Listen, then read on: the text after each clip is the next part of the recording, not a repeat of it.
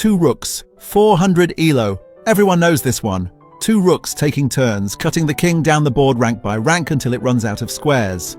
1 rook delivers check, the king steps back, the other rook takes away another rank, and the process repeats until the king hits the back row and has nowhere left to go. It is the first checkmate every player learns and the most mechanical. As long as the rooks stay safe and work together, the result is never in doubt. If you do not know this one yet, learn it today. Queen and king, 700 elo.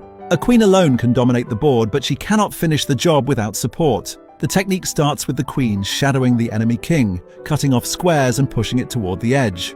Once the king reaches the side of the board, your own king has to march over and take away the last escape squares.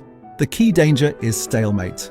If the queen gets too aggressive and the enemy king has no legal moves, a completely won position becomes a draw on the spot. The way to avoid it is to always leave the king at least 1 square to move to until your king arrives to help deliver the final blow. Done right, it is smooth and inevitable. Rook and king, 1000 elo. Now it gets interesting. A single rook cannot chase a king around the board on its own. It needs the friendly king to do the heavy lifting. The process starts with your king marching toward the center, cutting off ranks and files alongside the rook, slowly squeezing the enemy king toward the edge.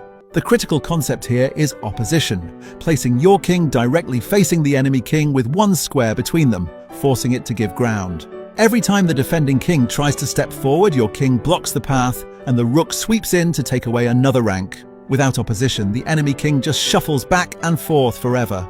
With it, the checkmate becomes clean and logical, and the king has nowhere left to run. Pawn and king.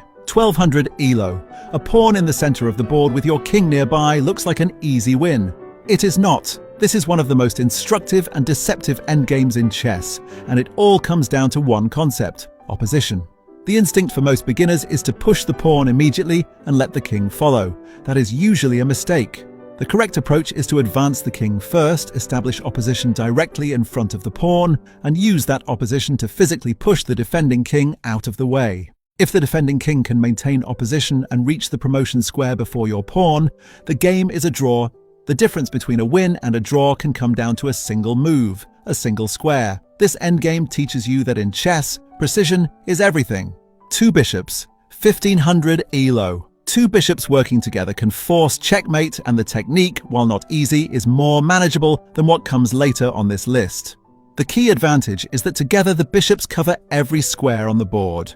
One controls the light squares, the other controls the dark. The process involves using both bishops to cut off diagonals and steadily shrink the box of squares available to the enemy king, pushing it toward the corner.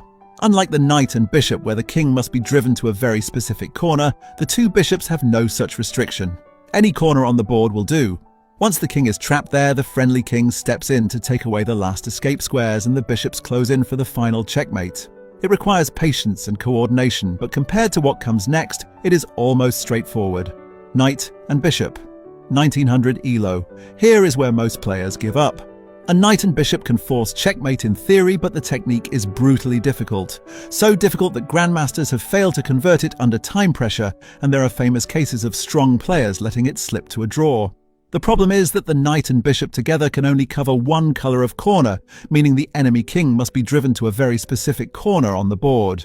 If it escapes to the wrong corner, the whole process has to start again. The knight requires constant repositioning using a technique called the W maneuver to stay effective, and the margin for error throughout is razor thin. You will probably never face this endgame in a real game, but if you ever do and you know how to win it, you are operating at a level almost nobody else can match.